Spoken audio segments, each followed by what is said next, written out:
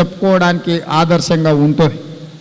అదేవిధంగా ఈరోజు మా మిత్రులు నాగరాజు గారు కార్పొరేటర్ల గురించి అడిగినరు, శ్రీనివాస్ వర్మ గారేమో ఎమ్మెల్యేల గురించి అని.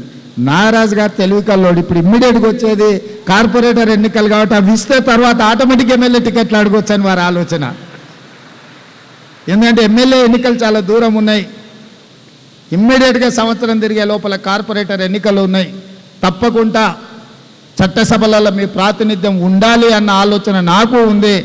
మీలో రాజకీయ చైతన్యంతో రాజకీయాలలో రాణించాలన్న ఆలోచన ఉన్న వాళ్ళను ఇప్పటి నుండే పార్టీలో ప్రోత్సహించండి. మొదట పార్టీలో పదవి ఇస్తాను, ఆ తర్వాత ఎన్నికల్లో టికెట్లు ఇస్తాను.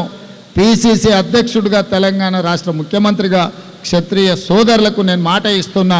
తప్పకుండా మీ వైపు నుంచి మీరు ఎవరిని మీ ప్రతినిధులుగా మా పార్టీలో పెట్టదలుచుకున్నారో మీరు లిస్ట్ ఇవ్వండి. తప్పకుండా ఈ 1.5 year రాబోయే 4 సంవత్సరాలకు వాళ్ళని లీడర్స్గా గ్రూమ్ చేసి ఎన్నికల్లో తప్పకుండా అవకాశాన్ని కల్పిస్తా అని చెప్పి నేను మీకు మాట ఇస్తున్నా. అదేవిధంగా ఇంతకుముందు అల్లూరి సీతారామరాజు గారు చెప్పారు, రాజుల ప్రాతినిధ్యం ఎన్నికల్లో లేకపోయినా ప్రభుత్వంలో ఉన్నారు అని. శ్రీనివాసరాజు గారు టీటీడీ ఈవోగా అత్యంత సుదీర్ఘకాలం 8.5 సంవత్సరాలు మచ్చ లేకుండా అక్కడ పనిచేసి వారి పనితనానికి మీ సామాజిక వర్గానికి ఒక మంచి పేరు తీసుకొచ్చిండు.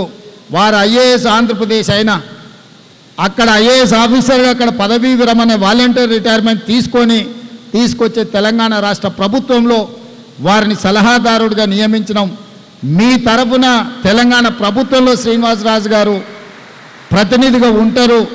మీకేమైనా అంశాలు ఉంటే నన్ను చేరాలి అని అంటే ప్రభుత్వం తరఫున అధికారిగా సలహాదారుడిగా శ్రీనివాసరాజు గారు ఉంటారు. ప్రజాప్రతినిధిగా మాకు పెద్దగా బోస్రాజు గారు ఉంటారు. బోస్రాజు గారి అబ్బాయి రవిరాజ్ తెలిసి ఉండొచ్చు. ఒకవేళ వారు మంత్రిగా అక్కడ బిజీగా ఉన్న రవి ఉంటాడు. రవి నాకు మంచి మిత్రుడు. వారి ద్వారా అయినా నా దగ్గరికి చేరవచ్చు.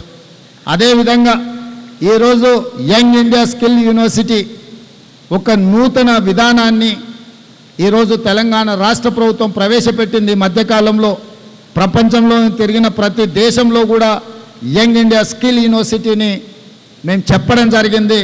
లక్షలాది మంది తెలంగాణ నిరుద్యోగ యువకులకు నైపుణ్యాన్ని నేర్పించి ఉద్యోగ ఉపాధి అవకాశాలు కల్పించాలన్న ఆలోచనతోని యంగ్ ఇండియా స్కిల్ యూనివర్సిటీని తెలంగాణ రాష్ట్ర ప్రభుత్వం ప్రారంభించింది. దానికి చైర్పర్సన్గా మహీంద్రా గ్రూప్ చైర్పర్సన్ ఆనంద్ మహీంద్రాని నియమిస్తే కో చైర్పర్సన్గా శ్రీనిరాజుని శ్రీ సిటీ నిర్మాతను ఈరోజు ఒక రాజును అక్కడ కో చైర్మన్గా పెట్టడము